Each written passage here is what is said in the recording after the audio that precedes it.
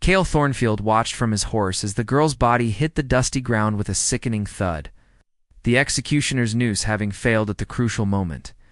The crowd of Millhaven's finest citizens erupted in confused murmurs, some calling it divine intervention, others demanding a fresh rope. But Cale saw something else entirely, the way Vesper Nightingale's chest still rose and fell. Her dark hair splayed across the scaffold like spilled ink. "Get her down from there." "Sheriff," Donnelly barked, his face red with embarrassment. "We'll try again tomorrow." Cale spurred his stallion forward before he could think twice. "I'll take her." The sheriff's weathered face twisted with confusion. "Take her where, Thornfield?" "She's sentenced to hang for witchcraft. It's to my ranch. Let me be responsible for her until you sort this mess out." Cale's voice carried the authority of a man who owned half the county's prime grazing land. Seems God himself might have an opinion about this execution. Vesper stirred on the platform, her violet eyes fluttering open to meet his. In that moment, something shifted in Cale's chest, a recognition he couldn't name, as if he'd been searching for those eyes his entire life without knowing it. The crowd was growing restless. Mrs. Pendleton, the blacksmith's wife who'd started the witch accusations, pushed forward. "She cursed my chickens, made them lay black eggs." "Your chickens laid rotten eggs because you don't clean their coop," Vesper rasped from the ground, struggling to sit up. Even near death, her spirit blazed, defiant. Cale dismounted and knelt beside her, ignoring the gasps from the townspeople.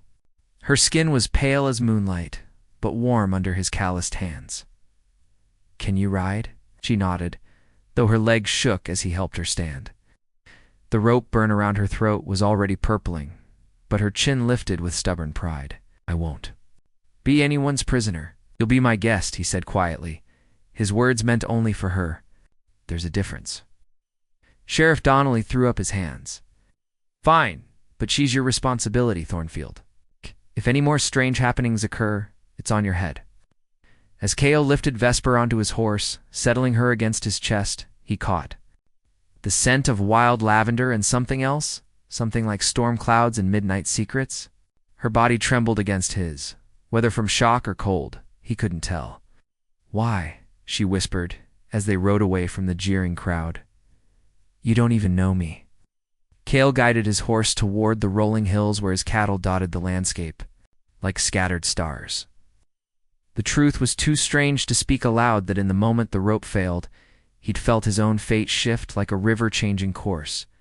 That her near death had awakened something in him he'd thought buried with his late wife 5 years ago. "Maybe I want to," he said instead.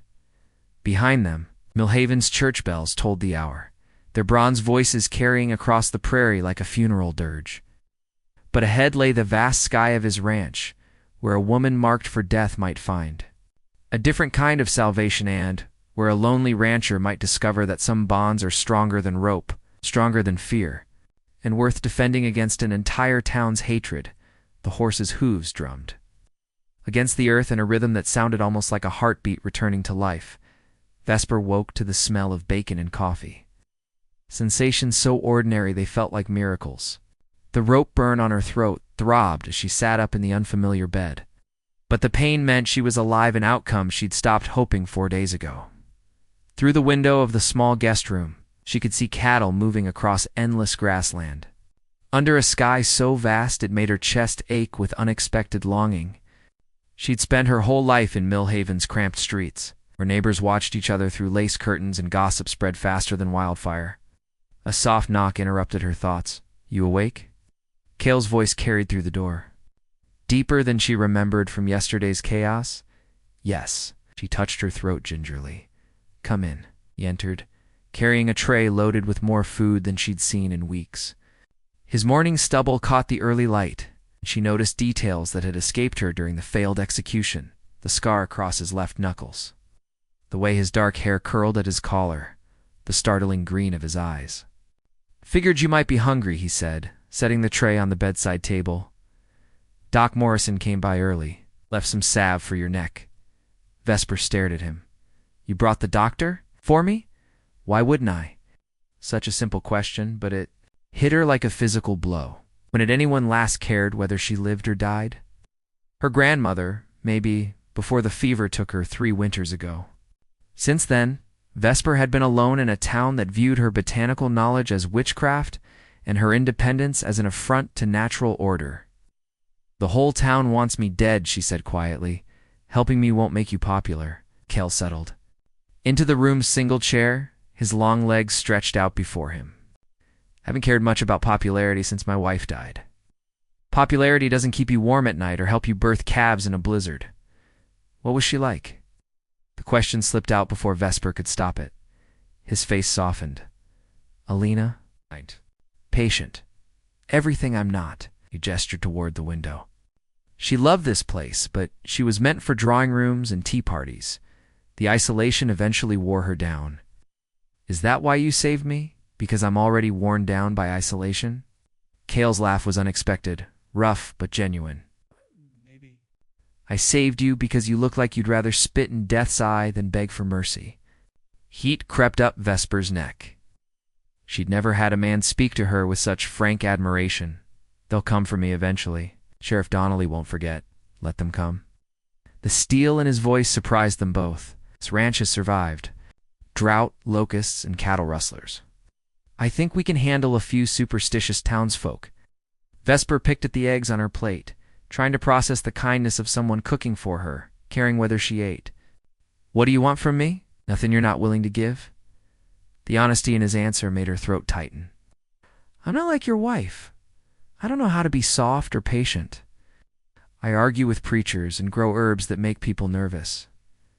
"Good." Cale leaned forward, his elbows on his knees. "Soft and patient won't survive out here, but stubborn and fierce might." Through the window, a hawk circled high above the grassland, riding thermals with effortless grace. Vesper watched it and felt something shift inside her, loosening of the tight fear she'd carried for so long. "There's something you should know," she said suddenly, "about the accusations. Some of them, aren't entirely wrong." Cale's expression didn't change. "You talking about the herbs? The healing you do, among other things?" She met his eyes, ready for the rejection she'd learned to expect. "And my grandmother taught me things the church would burn us both for knowing. Such as, I can sense things. About people, about animals, about the land. It's not magic exactly, but it's not normal either." Cale was quiet for a long moment. "Then, can you sense anything about me?" Vesper tilted her head, studying him. "The giftif, that's what it was. Had always been unreliable, coming and going like weather. But with him, something hummed just beneath her consciousness, warm and steady as a banked fire. Loneliness," she said finally. "Old grief. And something else, ... double quotes." She paused, color rising in her cheeks. "Something that wants to protect me." His smile was slow and devastating. "Well then, guess we understand each other." 3 weeks passed like a fever dream. Vesper found herself settling into the rhythm of ranch life with surprising ease, her days filled with tasks she'd never imagined doing. She learned to milk the cow without getting kicked, gathered eggs from chickens that actually laid normal, brown ones, and discovered that her herb knowledge translated well to treating sick cattle. Cale watched her transformation with growing fascination. The pale, frightened girl from the scaffold had given way to someone sun-kissed and vital, her movements gaining confidence as she claimed space in his world, wore his late wife's clothes, altered to fit her smaller frame, but where Alina had moved through the house like a ghost. Vesper filled it with laughter and argument, and the sharp scent of the wild plants she gathered from the hills. "You're doing it wrong," she called from the corral fence, where she perched like an elegant bird. Cale was trying to shoe a particularly stubborn mare, sweat dripping down his back despite the morning cool. "Been shoeing horses since before you were born, woman. Have you been getting kicked by them that long too?" She pointed to the fresh bruise on his shin. "She's favoring that left hind, or something stuck in the frog of her hoof." Cale straightened, pushing his hat back. "You know this? How?" "Same way I knew your foreman was coming down with pneumonia before he started coughing." That had been true. Vesper had taken one look at Joaquin Ramirez 3 days ago and started brewing willow bark tea. The man was back to full strength now, singing her praises to anyone who'd listen. "All right, witch. Kale said, the endearment carrying no sting. Show me what you see. Vesper slipped down from the fence with fluid grace and approached the mare, who immediately calmed under her touch. Her fingers found the problem, sharp stone wedged deep in the hoof's soft center. Within minutes, she'd extracted it and cleaned the wound with practiced efficiency. "Where'd you learn to handle horses?" Kale asked, genuinely curious. "Old Henrik, who ran the livery stable. Before the rheumatism got too bad, he'd let me help in exchange for pain remedies." She stroked the mare's neck. "Animals don't lie too. You, the way people do, they're either afraid or they trust you." "And what does this one tell you about me?" Vesper glanced at him, then back at the horse. "That you're patient, kind, that you've been lonely so long you'd almost forgotten what it felt like to share your space with someone." She paused. "That you're afraid I'll leave." The truth of it hit him like a physical blow. "Would you?" Before she could answer, the thunder of hoofbeats interrupted them. A group of riders approached from the direction of Town Sheriff Donnelly. Pastor Williams and half a dozen other men Kale recognized as the town's self-appointed moral guardians. "Thornfield," Donnelly's voice carried across the yard. "We need to talk." Kale moved protectively in front of Vesper, but she stepped beside him, chin lifted with familiar defiance. "Let me handle this, like hell." The riders pulled up in a cloud of dust.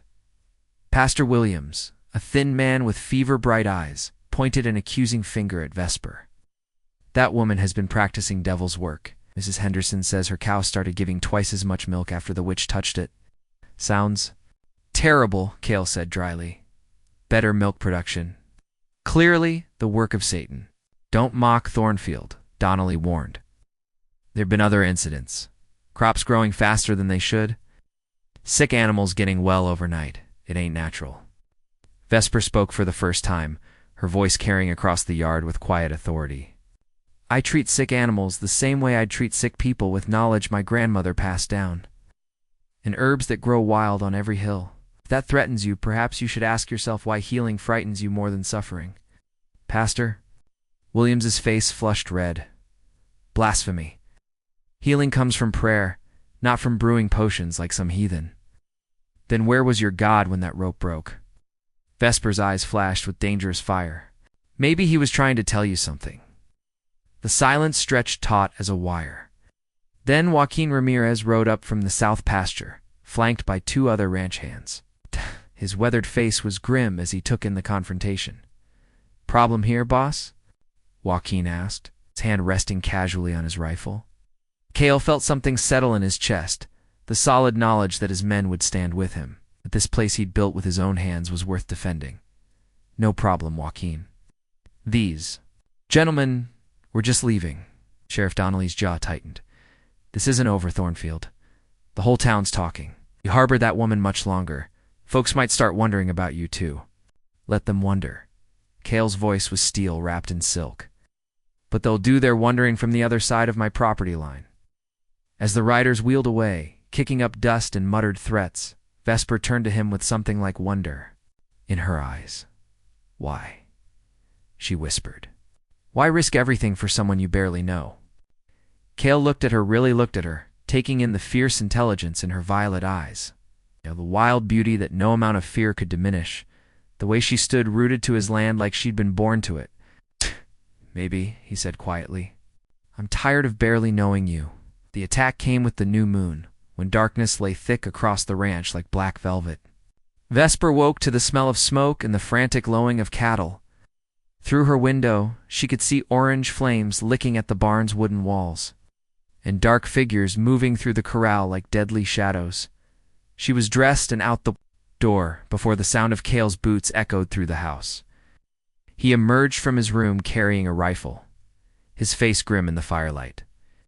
"Stay inside," he ordered, but she was already running toward the barn where terrified horses screamed in. "Their stalls. The animals." She shouted over the roar of flames.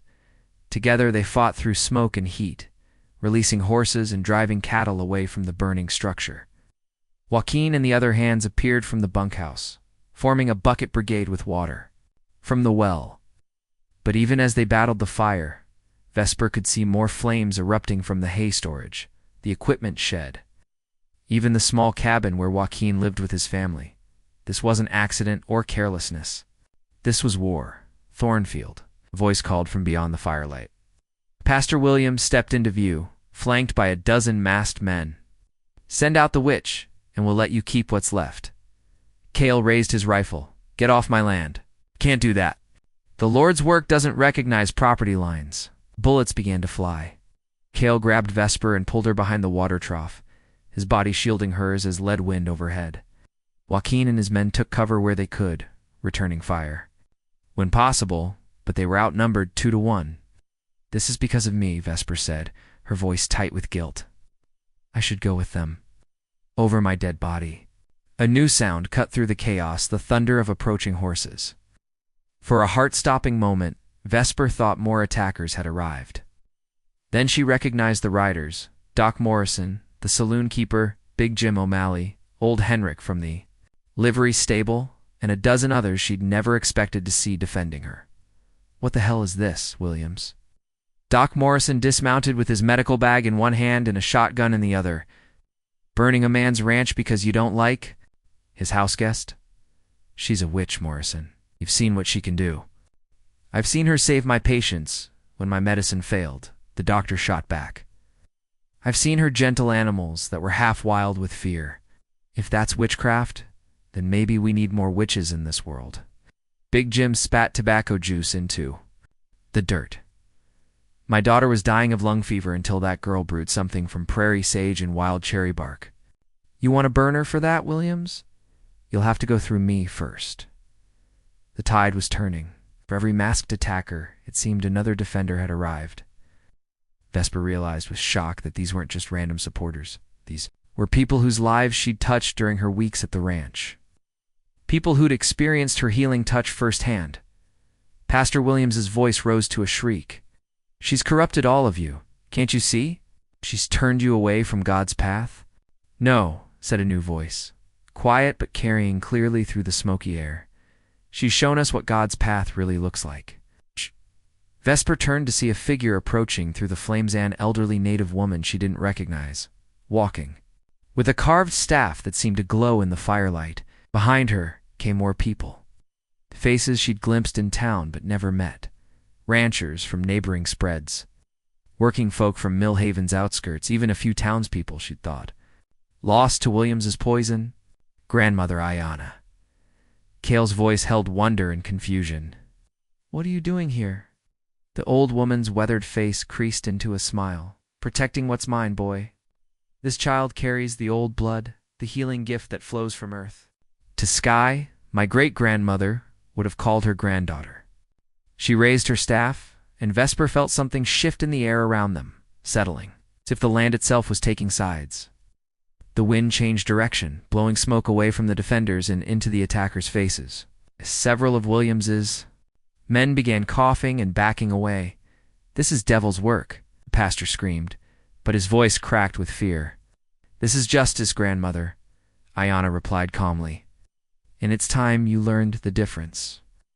The battle was over almost before it truly began. Faced with unified opposition and what seemed like supernatural intervention, Williams's followers melted away into the darkness like smoke. The pastor himself lingered longest, his wild eyes fixed on Vesper with a hatred that promised future. "Reckoning, this isn't finished," he snarled. "Yes," said Vesper, stepping forward to meet his gaze. "It is." Power flowed through her voice, not magic. Exactly, but something deeper and older. The authority of someone who'd looked death in the face and chosen to live. Williams stumbled backward as if struck, then fled into the night with his remaining followers as dawn broke over the fire-damaged ranch. Vesper found herself surrounded by people who'd risked their lives for hers. The barn was gone, along with most of their winter hay, but the house stood intact, and the cattle had been saved. Cale's arm tightened around her waist as they surveyed the damage. "We'll rebuild," he said simply. "We'll help," Doc Morrison added, and murmurs of agreement rose from the gathered crowd. Vesper leaned against Cale's solid warmth, feeling something she'd never experienced before, the weight of belonging, of being claimed by a community that would fight to keep her. She was no longer the town outcast, or the woman marked for hanging. She was home. The rebuilding began with sunrise. Vesper had never seen anything like it, neighbors arriving with lumber and nails. Women bringing food and coffee, children playing between the workers' legs as if raising a barn was the most natural festival in the world. Even strangers came, drawn by word of the night's events. Wanting to help the woman who'd faced down an entire town's hatred and won, Cale worked alongside them, sweat glistening on his bare shoulders as he hefted beams into place. Vesper found herself stealing glances at him throughout the morning, admiring the easy way he moved, the quiet authority that made men twice his age listen when he spoke. She'd been drawn to his kindness first, but this strength, this capacity to inspire loyalty set something burning deep in her chest. "You're staring, grandmother," Ayanna observed, settling beside Vesper with 2 cups of coffee. The old woman had stayed through the night, tending burns and scrapes with a skill that made Vesper's training look elementary. "I'm observing," Vesper corrected, accepting the coffee gratefully. "There's a difference." Ayanna's dark eyes twinkled. "My husband used to observe me the same way. Married 53 years before the fever took him." They sat in comfortable silence, watching the barn take shape with impossible speed. Vesper had helped where she could, but her real skill lay elsewhere, ending the inevitable injuries. Brewing pain remedies from wild plants, soothing horses spooked by the previous night's chaos.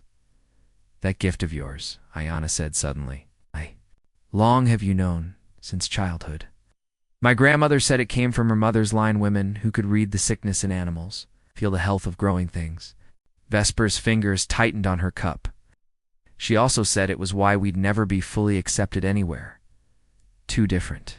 Too threatening. Your grandmother was wise, but not entirely right." Ayanna gestured toward the bustling worksite. "Look around, you child. These people aren't here because they accept you, despite your gift. They're here because of it." Vesper followed her gaze, seeing the truth in it. Big Jim's daughter played nearby, her cheeks pink with health instead of pale with fever. Old Henrik moved without his usual arthritic stiffness, joints loosened by the salve Vesper had prepared from willow bark and wintergreen. Even some of the cattle bore the subtle marks of her healing touch wounds that had closed cleanly. Sickness that had passed more quickly than it should have. "I never asked for gratitude," she said quietly. "The best healers never do. They heal because they must, because turning away from suffering would wound them more than any blade." A shadow fell across them. Cale approached, his work shirt draped over his shoulder and dust coating his dark hair. "Taking a break?" "Taking wisdom," Vesper replied, making room for him on the makeshift bench. "Grandmother Ayanna was telling me about her husband." Cale's expression softened as he looked at the old woman. "Joseph was a good man. He taught me everything I know about reading weather patterns. He also taught you about reading hearts," Ayanna said pointedly. "Though you seem to have forgotten that skill lately." Heat crept up Vesper's neck as she felt Cale's attention focus on her. They'd been dancing around each other for weeks, now stolen glances, accidental touches, conversations that carried deeper currents. But between his grief for his late wife and her fear of trusting anyone completely, neither had been brave enough to speak what lay between them. "Maybe," Cale said carefully. "Some hearts are worth the extra effort to understand." Vesper met his eyes, seeing her own longing reflected there. "And maybe some hearts have been guarded so long they've forgotten how to open." Ayanna chuckled and rose from the bench. "I'll leave you two to work that out. These old bones need to check on the coffee pot." Alone at last, Cale and Vesper sat in silence that hummed with possibility. Around them, the sounds of construction, continued hammers ringing against nails, men calling instructions, the creak of new wood settling into place. "I keep thinking about what you said," Cale began hesitantly, "about barely knowing you." "About it? Maybe I want to change that." He turned to face her fully. "Tell me something true, Vesper. Something I don't know." She was quiet for a long moment, gathering courage. "I dream about you," she said finally. "Have since the first night I slept in your house. Dreams where we're more than house guest and host. The admission hung between them like a bridge half-built. Cale's hand found hers, his calloused fingers intertwining with hers. "I dream about you too," he confessed. "About what?" "It would be like to wake up every morning knowing you'd chosen to stay. And what if I have? Chosen to stay, I mean?" His thumb traced patterns on her knuckles. "Then I'd want to court you properly, the way you deserve. Not as the woman I saved from hanging, but as the woman I—" He stopped, swallowing hard. "The woman you what?" Cale's green eyes held hers steady. "The woman I love." The words settled into Vesper's heart like seeds finding fertile ground. All her life she'd been the strange one, the outcast, the woman too wild and willful for any man to want permanently. But here was Cale offering not just desire but devotion, not just shelter but a true home. "I love you too," she whispered. Felt the last walls around her heart crumble to dust. When he kissed her, it tasted like coffee and sawdust, and the promise of building something that would last. Around them, the sounds of reconstruction continued, but Vesper barely heard them. She was too busy marveling at the miracle of being claimed by someone who saw her gifts as treasures rather than curses, who wanted to protect not just her body, but her fierce, untamable spirit. When they finally broke apart, Cale rested his forehead against hers. "Marry me. Is that a question or a statement?" "Neither. I don't care as long as the answer is yes." Vesper laughed, the sound bright as silver bells. "Yes, you impossible man. Yes to all of it." The wedding preparations began immediately, much to Vesper's bewilderment. She'd expected a simple ceremony, maybe a few words with Doc Morrison serving as officiant.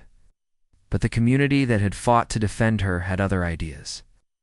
Within days, the ranch was transformed into a festival ground, with neighbors arriving, daily bearing gifts, food, and enough decorative flowers to stock a botanical garden. "This is madness," Vesper protested as Mrs. O'Malley and 3 other women descended upon her with yards of white silk. "I don't need a fancy dress." "Nonsense," Mrs. O'Malley declared, pinning fabric with military precision. "My Jim says you saved our Katie's life. If that don't deserve silk and lace, nothing does." Vesper caught Cale's eye across the bustling main room of the house. He was trapped in his own preparations, enduring the well-meaning attentions of men, offering advice on everything from cattle breeding to marriage counseling. His expression of mingled amusement and panic made her stifle a laugh. "Besides," added Mrs. Henderson, the same woman who'd once accused Vesper of cursing her chickens, "a proper wedding brings luck to the whole community. We need all the good fortune we can get after that business with Pastor Williams." The pastor's name cast a brief shadow over the room. He'd vanished after the failed attack, along with his most devoted followers. But everyone knew such hatred didn't simply evaporate. It festered in dark places, waiting for another chance to strike. "Word from town?" Cale asked Doc Morrison, who'd just arrived with his contribution to the wedding feast, a bottle of whiskey older than anyone present. "Some," the doctor replied carefully. "Sheriff Donnelly's keeping the peace, but barely. Williams left behind enough poison to keep tongues wagging for months." "Let them wag," Grandmother Ayana said from her seat by the fireplace, where she was weaving something intricate from prairie grass and wildflowers. "Words have no power over hearts that know their own truth." Vesper moved to stand beside Cale, taking comfort in his solid presence. "What if they try something during the ceremony?" "They won't," Joaquin spoke up from where he was polishing his rifle. "Me and the boys will be watching. Anyone tries to ruin this day, they'll answer to us." Loyalty in his voice warmed Vesper's heart. These men had started as Cale's employees, but somewhere along the way, they'd become family, the kind that protected each other without question or reservation. As evening fell, the chaos gradually settled into something resembling organization. The house had been cleaned until it gleamed, the yard decorated with lanterns and wildflower garlands, and enough food prepared to feed half the county. Vesper found herself alone for the first time in days, standing on the porch and watching the sunset paint the prairie in shades of gold and crimson. "Nervous?" Cale's voice came from behind her, warm and familiar. She leaned back against his chest, feeling his arms encircle her waist. "Terrified," she admitted. "Not about marrying Eo, about all the rest of it." being the center of attention, having everyone watch me make promises I'm not sure I know how to keep. What kind of promises? To be a good wife? To fit into your world without changing it too much. To be worthy of all this, she gestured toward the preparations surrounding them. Cale turned her in his arms, his hands cupping her face. Listen to me.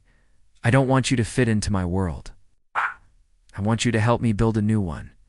And as for being a good wife, just be yourself. That's all I've ever wanted. Even if myself includes arguing with preachers and brewing potions that make cattle healthier. His laugh rumbled through his chest. Especially then.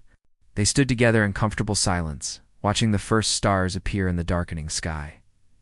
Tomorrow would bring challenges they couldn't yet imagine. But tonight was theirs a pocket of peace before they stepped into their shared future. Vesper? Cale's voice was hesitant. I need to tell you something about Alina, about why she really died. Vesper felt her heart skip. You don't have to. I do. His arms tightened around her. She didn't die of isolation or homesickness. Died because she tried to be someone she wasn't, the perfect rancher's wife, never complaining, never asking for help.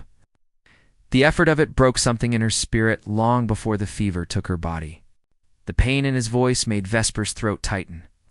I'm sorry. Don't be sorry. Just promise me you'll never do that. Never pretend to be anything other than exactly what you are.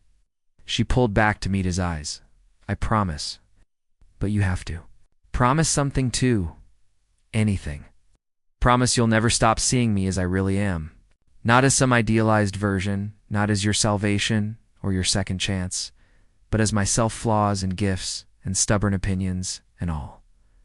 Cale's smile was slow and sure. That's the easiest promise I've ever been asked to make. As if summoned by their words. Grandmother Ayana appeared on the porch carrying 2 cups of tea that smelled of sage and something indefinably ancient. Drink, she ordered, pressing the cups into their hands. Tomorrow, you'll stand before your community and speak words of binding. But tonight, you bind yourselves to each other in the way that matters most, with truth and trust and the courage to be vulnerable. They drank the tea in silence, feeling its warmth spread through their bodies like liquid starlight. When the cups were empty, Ayana smiled and took them back. Now, she said, get some sleep. Tomorrow you become something new, not just husband and wife, but partners in every sense of the word. The kind of partnership that changes the world, one small choice at a time. As they prepared to part for their last night as single people, Cale caught Vesper's hand. No regrets? He asked. She rose on her toes to kiss him softly, only that it took a hanging to bring us together. Maybe, he said against her lips, some things are worth waiting for, if we didn't know we were waiting. The morning of the wedding dawned clear and bright, with a breeze that carried the scent of wild roses and possibility. Vesper woke early, her heart racing with anticipation rather than fear. Through her window, she could see guests already arriving, not just from the immediate area, but from neighboring counties. Drawn by word of the woman who'd survived hanging and found love in the aftermath. Time to get ready, dear, Mrs. O'Malley announced, bustling in with an army of helper women. Men are setting up chairs in the south pasture, and Father McKenna arrived from Denver this morning. Vesper blinked in surprise. Father McKenna, the Catholic priest, explained Doc Morrison's wife, as she laid out the wedding dress. When word reached Denver about what happened here, he said he had to come. Something about witnessing a miracle. Hour later, Vesper hardly recognized herself in the mirror. The silk dress fit like it had been made for her, its simple lines enhanced with delicate wildflower embroidery that Mrs. Henderson had worked through the night to complete. Her dark hair had been tamed into an elegant twist adorned with the prairie grass crown grandmother Ayana had woven. And her face glowed with happiness that needed no artificial enhancement. Beautiful, Ayana pronounced, adjusting the crown. Slightly, you carry the blessing of the earth itself, child. Let everyone see it today. Through the window, Vesper could see the gathering crowd easily. 100 people scattered across the pasture. It's more arriving every minute. Fiddle. Music drifted on the air, mixed with laughter and the happy chaos of children playing between the makeshift pews. "Ready?" Doc Morrison appeared in the doorway, looking unusually formal in his best black suit. "Cale asked me to escort you if you'll have me." Vesper's throat tightened with emotion. She'd had no father to walk her down any aisle, no family to witness this moment, except the one she'd chosen. But looking at Doc Morrison's kind face, she realized that was exactly as it should be. This man had defended her when she needed it most, had seen her gift as healing rather than witchcraft. If anyone should give her away, it was him. "I'd be honored," she said, taking his offered arm. The walk to the pasture felt like a dream. Guests rose as she passed, their faces warm with genuine affection rather than mere politeness. She saw Big Jim O'Malley dabbing at his eyes with a handkerchief, old Henrik beaming as if she were his own granddaughter, even Sheriff Donnelly looking surprisingly emotional. But all of that faded when she saw Cale waiting for her beneath an archway of woven branches and late summer flowers. He wore his best suit, the same one he'd been married in before, she realized, but somehow that felt right too. This wasn't about erasing the past, but building on it, creating something new while honoring what had come before.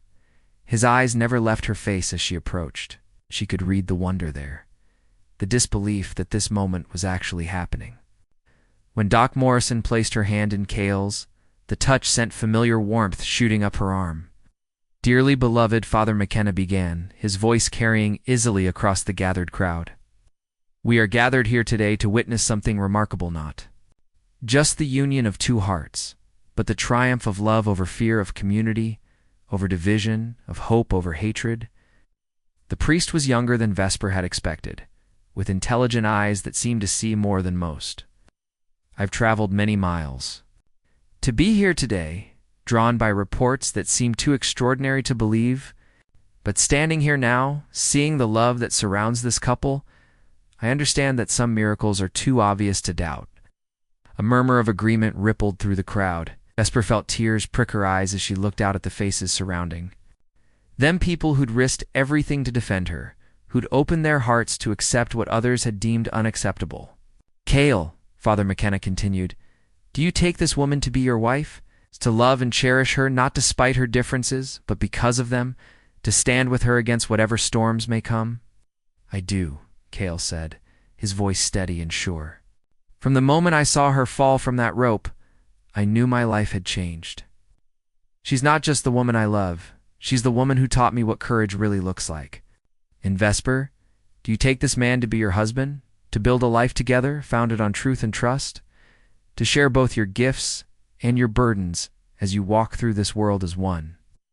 Vesper looked into Cale's green eyes and saw her entire future reflected their challenges and joys. Ordinary days and extraordinary ones, the slow building of something that would last beyond their own lifetimes. "I do," she said, her voice ringing clear across the pasture.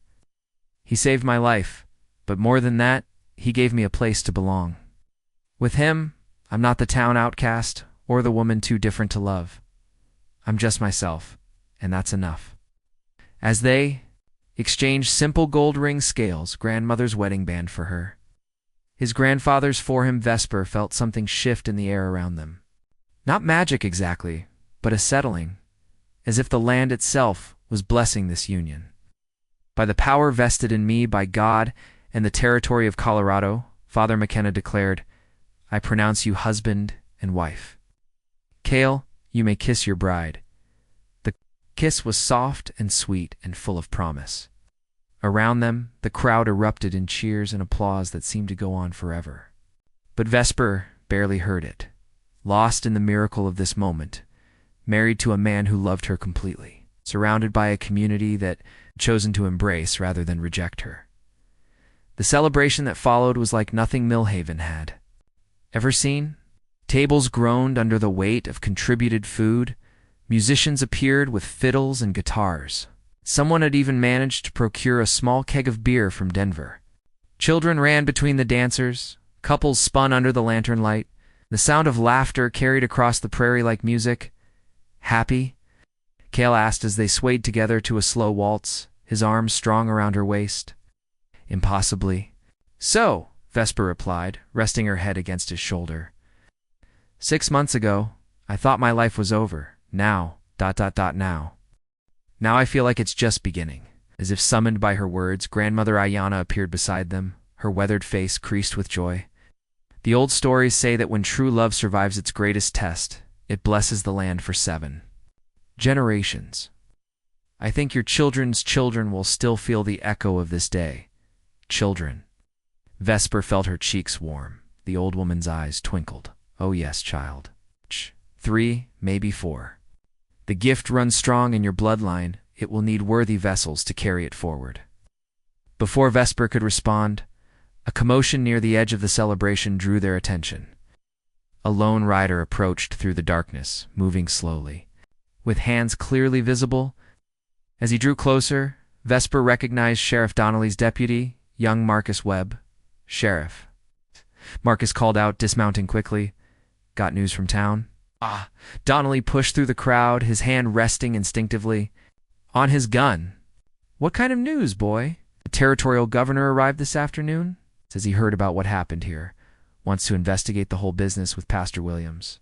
Marcus's young face was flushed with excitement. But that ain't the best part? Williams is dead, Sheriff. Found him 3 days ago in a ravine about 50 miles south. Horse through him, looks like. The crowd fell silent, absorbing this news. Vesper felt no triumph at her enemy's death, only a quiet sense of justice finally served. There's more, Marcus continued. Governor wants to meet with Mrs. Thornfield here. Says the territory needs women with her, kind of, talents, especially. As we head towards statehood, what kind of talents? Cale asked, his arm tightening protectively around his wife. Healing, mostly. But also knowing things about land, about animals, about what makes communities strong. Marcus looked directly at Vesper. He's talking about making you an official territorial consultant. First woman to hold such a position. The implications hit Vesper like a physical blow. Official recognition of her gifts, protection under territorial law, the chance to help other communities facing the same fears and prejudices that had nearly destroyed her. It was more than she'd ever dared dream. What do you say, Mrs. Thornfield?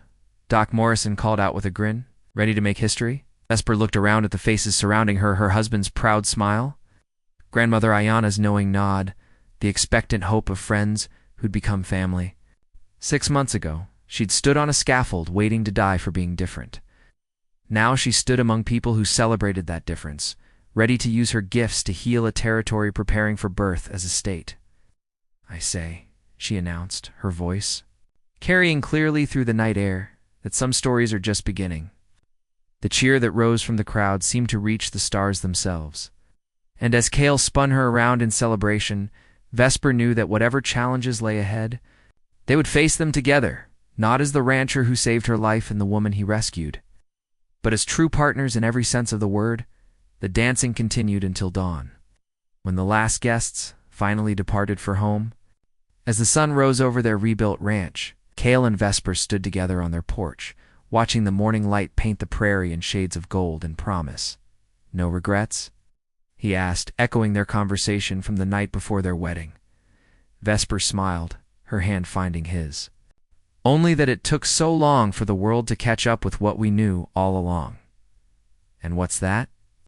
That love real love is, and about changing someone to fit your world. It's about building a new world together, one brave enough to hold all. The different kinds of beauty, as if in response to her words, a hawk circled overhead, riding the morning thermals with effortless grace. Vesper watched it soar and felt her own spirit lift in recognition. She was no longer the girl who'd faced the hangman's rope, no longer the outcast who'd lived on the margins of society. She was Vesper Thornfield now, wife and healer, a woman who'd found her place in the world by refusing to hide what made her different. And as she and Cale walked hand in hand toward their future, the prairie stretched endlessly before them, vast as possibility, bright as hope, and rich with the promise of all the lives they would touch and heal in the years to come. The rope had broken that day in Millhaven, but something far stronger had been forged in its place, a love story that would echo through generations, proof that sometimes the most beautiful bonds are those forged in the fire of adversity and tempered by the courage to be truly seen